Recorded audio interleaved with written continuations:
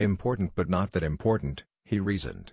Nice for the fans but it won't tick the bigger box. Pretty on a shelf but Wigan still got relegated, right?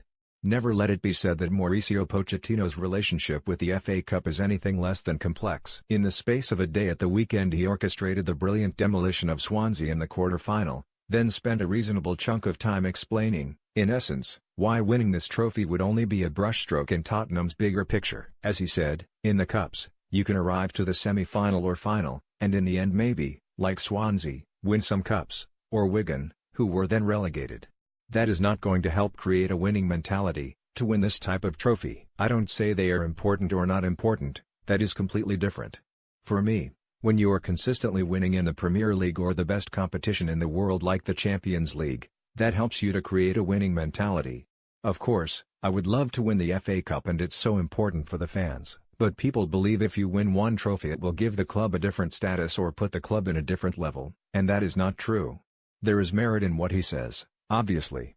It's the thoughts of a manager going for the top and trying not to get preoccupied with what sits beneath. The issue, though, is that listening to Pochettino talk about the FA Cup is similar to hearing a man say he can't see the woods only to then walk face first into a tree branch. That is because downplaying the value of winning the cup would be to downplay the precariousness of Tottenham's position. Manchester United await in the semi-final, and an argument could be made that Spurs need to win the cup this season. That the project and process and everything between the buzzwords hinges on getting something in the trophy cabinet. Because there is no doubting, surely, the club are approaching an enormously critical summer.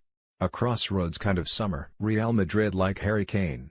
They also like Pochettino, as it happens.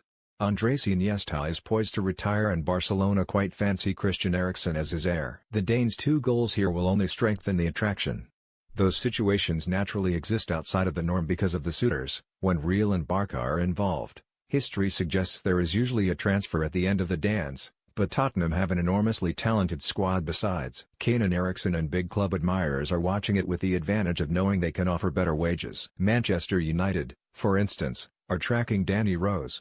The defender spoke out about the club's ambition and wage structure last summer. And the future is very much up in the air for Toby Alderweireld, who is in the final year of his deal. He is perhaps the best centre-back in the league and is known to want a better wage. What of Hugo Lloris, a brilliant goalkeeper? Dele Alli is 21 and already exceptional. It is to the club's credit that they have built this squad despite relatively low basic contracts. Their average first-team wage is £60,000 a week, compared to £100,000 at Manchester City and United. But there comes a time when you get so good, the only way to fend off interest in your best players is to win silver or cross their palms with it. With a stadium to build, a major departure from their spending plan is highly unlikely. That means the best course of player persuasion is winning something. Anything. Showing that this incredible Pochettino project will pay off in other ways. The FA Cup may not put the club in a different status or give the players a true winning mentality, but it might stop a few from taking another offer.